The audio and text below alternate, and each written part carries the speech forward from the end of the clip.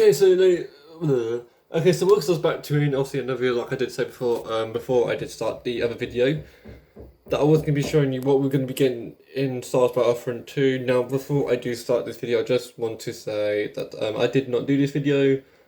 It has nothing to do with me. Another YouTuber did this out of his own way, and I don't really want to get hate from this guy, from the YouTuber, but I just want to obviously show that what is going to come to Star Wars Battlefront 2, but I just wanted to come on my channel or give it a different title, everything like that.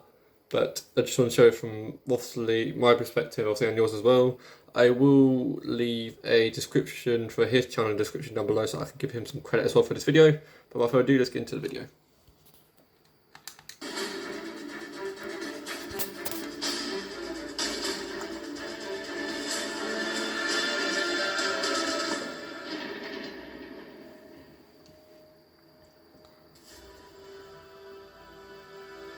We're back at it again with another Battlefront update. Well, we were told time and time again that the Gamescom community transmission would be massive, and man, oh man, DICE were not kidding. Capital Supremacy changes, clone commandos, instant action, new droid skins, and even Rise of Skywalker content. Yeah, we're getting all of that and much more for 2019, which is looking to be the best year for the game in my opinion. Now, considering how today's transmission is incredibly long, then expect today's video to be just as long, so grab some popcorn, find somewhere comfy, and let's take it all in together. And before we get into any of that, but a quick reminder, as if you do like these type of videos, then do remember to give it a like to show your support for not only this update series, but also the content within it. With that out of the way, let's get into it.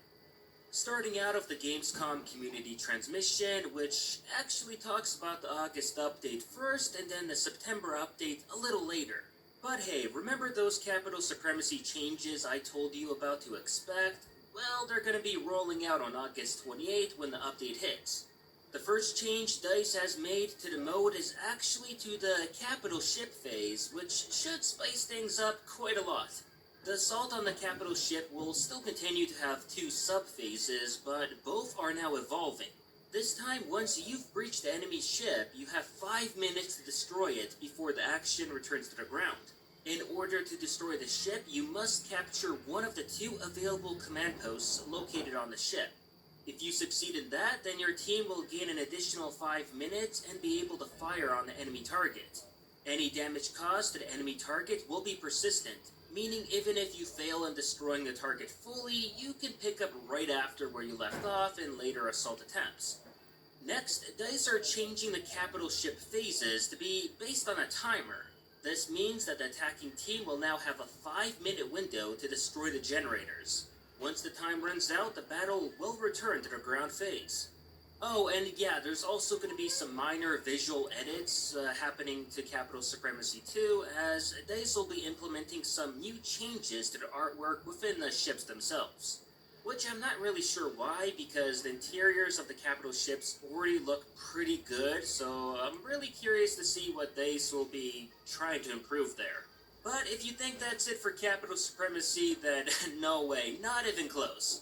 Because following the trend of making updates to Capital Supremacy, DICE will also be bringing a much requested and beloved feature to the game, the new contextual spawning system, which will allow you to spawn on dynamic tactical assets on the battlefront, starting with command posts in Capital Supremacy and instant action.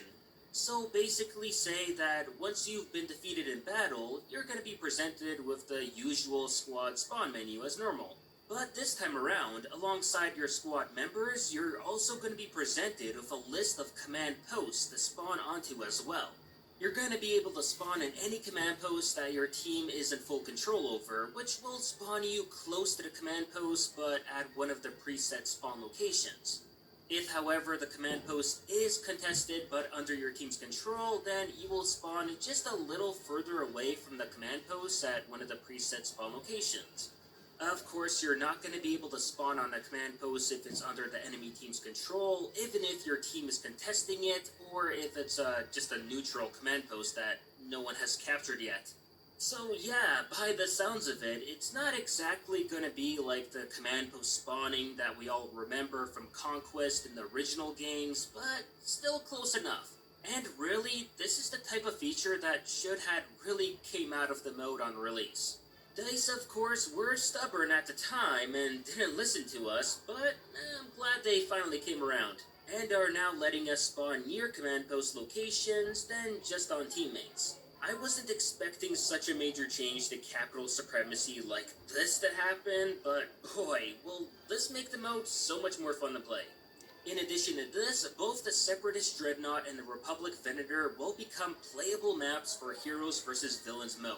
DICE have apparently taken areas from both capital ships and have turned them into playable locations that they believe will be great for the small-scale hero gameplay. Of course, there was also talk about before using this exact same small-scale locations for maps in arcade mode, but I'm pretty sure that idea is out the window now. And that's of course for reasons which will become obvious later on in this video. Although that's not all, as to round up the August update, DICE will also be introducing 3 new, different appearances for the B1 battle droids that will be available for all the trooper classes. The first appearance is called Pilot, and it's exactly what you would expect it to be, as it's the B1 Pilot droid, but with the markings of R2-D2's own personal droid squad. Which, now that I think about it, it's kind of a weird choice to have as an appearance for the Seppies, but whatever, we'll roll with it. Next skin is called Jungle, and it's a perfect look for all the droids fighting in jungles and dense forest environments. I'm digging the camo on them, and I can see myself using this skin for sure, especially on maps like Kashyyyk. Well, really, I think only Kashyyyk really works for this skin, but regardless. The last one is called Training, and it's based off the training droids that the rookie clones on Camino trained with. And this is a very weird third appearance choice, as from what I understand in canon, such a design never existed in the Separatist army, as it's something made by the Republic for, well, training simulations. So yeah, this skin makes as much sense as giving Iden her rebel appearance in multiplayer mode. I mean, it doesn't make sense canon-wise, but, you know, it's something, I guess. Personally, I would have preferred if DICE had given us this beauty instead, which is the security battle droid. Not only do they look better, but guess what? They're actually canon to the Separatist army, unlike the Republic training droids. So yeah, weird flex by DICE on the appearance area, however I do appreciate that they did try at the very least. I definitely wasn't expecting droid appearances, but I'll gladly take whatever we can get. But that's it for the August update. In addition, of course, to all that we just mentioned, Ben Walk also stated that there will be some bug fixes included in the update itself, which really should be a given as we've been expecting that for a while now. But a full list of bug fixes should be out with the patch notes on August 28th when the update itself is released. Next is the September update, and whoa, if you thought August was looking good, then I've got news for you. But September really takes the cake in all of this. First of all, Felucia, which we originally were supposed to get later in the fall, has been pushed up and now we're getting it in September instead. The description for the map is as follows. The Separatist invasion of Felucia is nearing its end, with only a single powerful vehicle left to cover the evacuation of a Felucian farming community. The clones struggle to maintain their last line of defense long enough for the Republic transports to collect a large cache of valuable medicinal plants from the village. As the droids advance towards the clones' position, the squad chooses to go on the offense, destroying the dreadnought responsible for the attack. However, the droids have a plan of their own. Ensure the Republic can't escape with the plans by bringing down the Venator. Just like with other capital supremacy maps, Felucia is broken up into multiple areas of a set theme for each command post. The themes range from a traditional Felucian farm, a cave that used to be inhabited by an indigenous Rancor, or the remnants of the mighty Sarlacc. Felucia has been built from the ground up for capital supremacy in mind, and is shaping up to be one of the best looking planets DICE have built to date.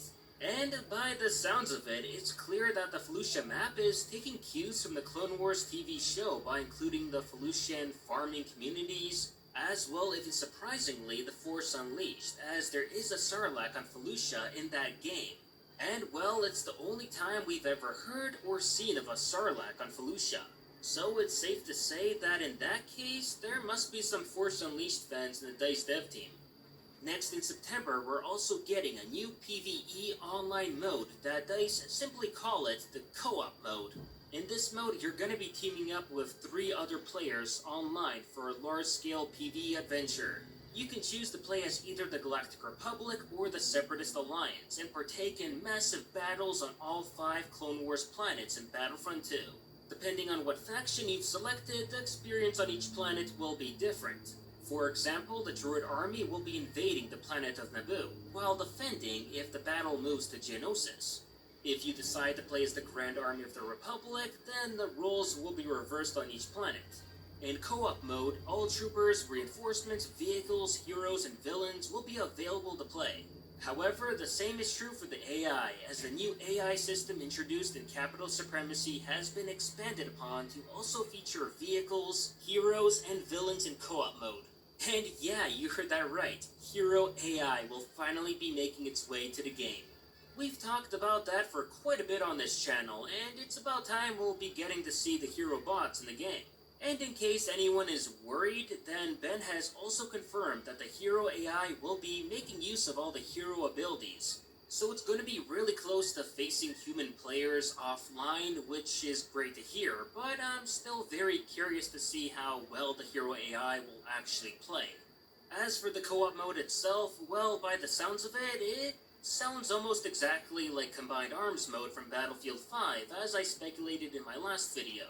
That mode proved to be a dud in Battlefield 5, but who knows if DICE didn't take the criticism seen there and improved upon things for Battlefront. Either way, it does seem like a neat little casual mode to play for buddies online, especially if you're looking to avoid the stress of the other multiplayer modes. As for offline play, well, DICE have us solo players covered there, as DICE is, get this, introducing instant action to Battlefront 2. The fan-favorite mode is making its glorious return to the Battlefront franchise at last. In this mode, both teams will be fighting over 5 command posts like in Capital Supremacy. But the only difference is that there's not going to be a ship phase here. Instead, you're going to have to hold the majority of the command posts until your team's score reaches 100% to win the game. During that time, you're going to be able to use all the reinforcements, heroes, and vehicles to try and win, and so will the AI.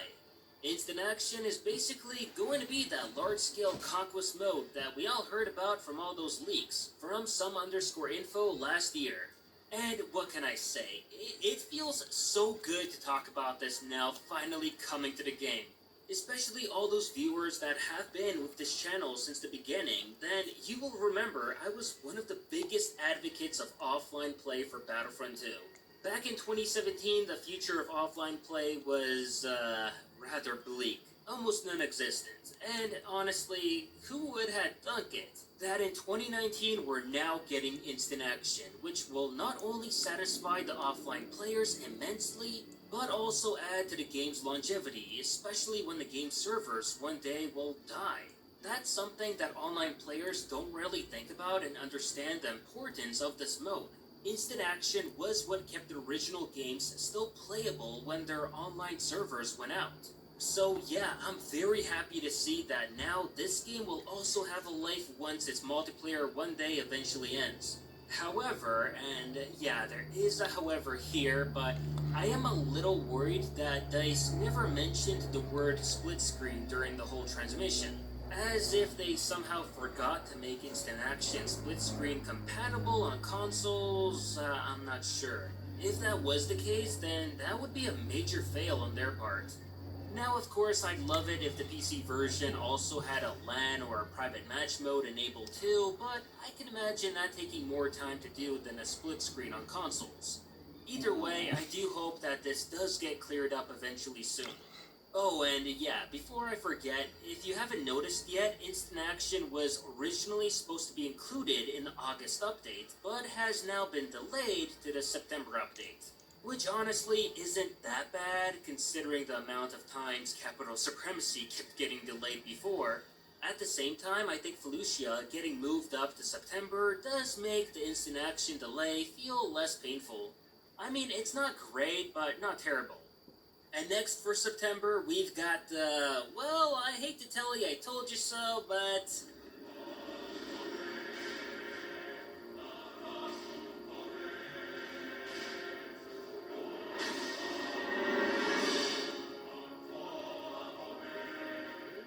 oh, you know it, the Clone Commandos are coming to Battlefront 2 in all their shining glory. This long-awaited Republic reinforcement will act as the much-needed counter for the Droideka, and will be the Republic's most powerful unit on the battlefield. The Commando will even get his own reload animation, which is a neat little touch, and have the ability to switch from blaster to grenades for whatever situation they may find themselves in. But the reload animation won't be the only unique thing about him. As for an added cool factor, you're also gonna see the Commando making the change from primary fire to grenade himself, just like the Republic Commando game. In addition, DICE added all the necessary animations to ensure they stay as close to the source material of these guys as possible. The Clone Commando's primary weapon will be the DC-17M repeating blaster rifle, which was the gun leaked in the game files a while ago, and a big clue that these Bacta boys were coming to the game. Their left ability will be the grenade launcher, while the right ability will be a short-range shockwave that disorients enemies and knocks them a peg back. The middle ability will be Battle Focus, which activates a damage protection aura for the Commando and nearby allies. Additionally, any damage the Commando deals to enemies replenishes his base health too. And while it's not listed here, but Benwalk also confirmed that Commandos will have their Vibroblade as their melee attack. Again, just like the Republic Commando game. Man, I'm thinking, if anything, playing the new co-op mode with 3 other players all playing as Clone Commandos, then that's seriously gonna be as close to what we'll ever get to a new Republic Commando game. All that's really missing now is giving Commandos that first-person view, and we'd really be in business. Although, I'm gonna be honest, I'm not too surprised that we got Clone Commandos, unlike a lot of other people in the community. If anything, it's kinda crazy to see how much people doubted that DICE were bringing Commandos to the game in the first place. Now, you guys know me, I was a firm believer that Commandos were coming to the game from the start, and I didn't fall for any of the false flags by DICE like a lot of other folks did. I mean, if you've covered the game for as long as I did, then yeah, you learn how to pick out DICE's riddles from the facts.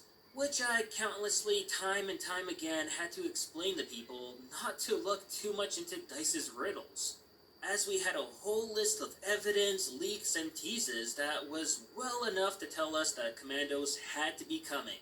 As I mentioned in my last video, Benwalk was doing his best to say almost anything to try and get people off the trail, which I'm surprised a lot of people actually believed. Like this one non-answer by him, that Clone Commandos are just a rumor, don't believe everything you read or hear on the internet. Which, funny enough, he was also including himself there, as his own message was also on the internet too, so you weren't supposed to really believe that as well. It was a cheeky little message when someone asked Ben on Twitter if Delta Squad was the prophecy, and Ben said it was not. Which, I mean, he didn't lie there. The Clone Commandos that we're getting are normal Clone Commandos, not Delta Squad, which are a unique bunch of Commandos. Ben even cleared this up today by saying that Clone Commandos were indeed the prophecy, just not Delta Squad. I worked in PR and community management before, and wording is always key here. Unless something is stated word by word that it's not coming, then never assume it's cancelled. But yeah, I just wanted to show all of this to all those non-believers out there because it's gonna play into something else later in the video. The whole point of this is to show and remind people that DICE will never outright admit or say something is coming to the game before they're allowed to say so. I've been stressing that since Capital Supremacy, then when Droidekas came out, and now again with Clone Commandos. But before we continue on with that, I do want to quickly make a mention that DICE will be running another community challenge in September, which will grant players a new Luke skin that Ben has been teasing us as of late. According to the transmission, the new Luke skin is from A New Hope. However, whether it's the Farm Boy Luke or Yavin 4 Luke with the yellow jacket still remains to be seen. I'm personally fine of either or, but I've got a sneaking suspicion it could be the Yavin 4 Luke because on the roadmap, we've got an image of Yavin 4 rather than Tatooine when mentioning that event. So if anything, that could possibly be a hint from DICE on what Luke skin we could very well be getting. As for that roadmap itself, yeah, as I mentioned in another video, we were due for a new roadmap and got just that today. For the most part, we were already told of all the roadmap contents in the transmission we got today. However, there are two parts here that are completely new. First is the Rise of Skywalker content, which will release in December and give us an entire new large-scale map, or as DICE like to refer it, as a new planet. Which new planet that's gonna be, well, we don't know, but so far the new planets that we did see in the Rise of Skywalker, they're not really the most interesting or really that stand out that much. There's a desert planet, a snow planet, a jungle planet, not really that much unique options there. But whatever DICE do pick out, I'm sure it's going to be something cool. Maybe it's going to be the Death Star ruins, who knows. In addition to that, we're also going to be getting new appearances in December as well, which I'm guessing likely will be for Rey, Kylo, and Finn. Finally, to the point I was trying to make before, well, that refers to the new heroes, Ahsoka and Ventress. As I've seen a lot of people be disappointed with today's transmission due to them not being included on it. And well, fortunately, I've got something that should give you all a lot of hope. As while they're not included on the transmission itself, they are most likely on the roadmap in the typical indirect DICE fashion. And I'm referring to the new reinforcement and the new reinforcement appearance bit that's only seen on the new roadmap. So I thought it was incredibly strange that out of everything on the roadmap that DICE decided to at least make a mention of in the transmission, that they left this one part out. And now I think I know why, as it refers to Ahsoka and Ventress. And yeah, I know what you're gonna say. If it was Ahsoka and Ventress, shouldn't it say new heroes and appearances instead? Yes and no. Think about it. If it said new heroes, then that would take away too much attention from everything else DICE are allowed to talk about right now. I mean, look at the Droidekas, or better yet, the Clone Commandos. Ben was trying his best to try to get people to not know that Commandos were coming just days before the announcement. And these heroes are supposed to come out way later, so obviously they won't spill the beans just yet. And remember, considering that DICE refer to vehicles as reinforcements because, well, they are in the reinforcement menu, then the very same applies to heroes, which, guess what, are also in the reinforcement menu. Not to mention, heroes are the only reinforcements in the game that have different appearances too. So by DICE saying new reinforcements and new reinforcement appearances are coming, then I'd say new hero reinforcements like Ahsoka and Ventress are a lock to happen. And hey, we've known DICE long enough right now after the Droideka and the Clone Commando debates that they're rarely straightforward and play word games to avoid revealing too much too early on. Not to mention, I've always been saying that Ahsoka and Ventress will likely be released the same time as Clone Wars Season 7 is, as that's basically the perfect time to put them out there. And guess what? These new so-called reinforcements with appearances are coming out in the fall, around the same time Clone Wars Season 7 on Disney Plus is expected to release. Coincidence? I think not. Granted, like I've said about Droidekas and Clone Commandos in the past, while I'm very confident in this happening, nothing is ever guaranteed of DICE. And sure, this could just be some random reinforcement units, or some random new vehicles too, because remember, vehicles are considered as reinforcements as well. But then, when we really think about it, just how long Ahsoka and Ventress have been in development behind the scenes, at least according to some _info's leaks, then that really puts things into perspective. As remember, DICE have a smaller sized team working on Battlefront 2, and if they've been working on these two heroes all throughout 2019, then as a team, they've committed to making that happen, as they're in no position to simply scrap them out last minute. Too much time, money, and resources were invested in those two for that to happen.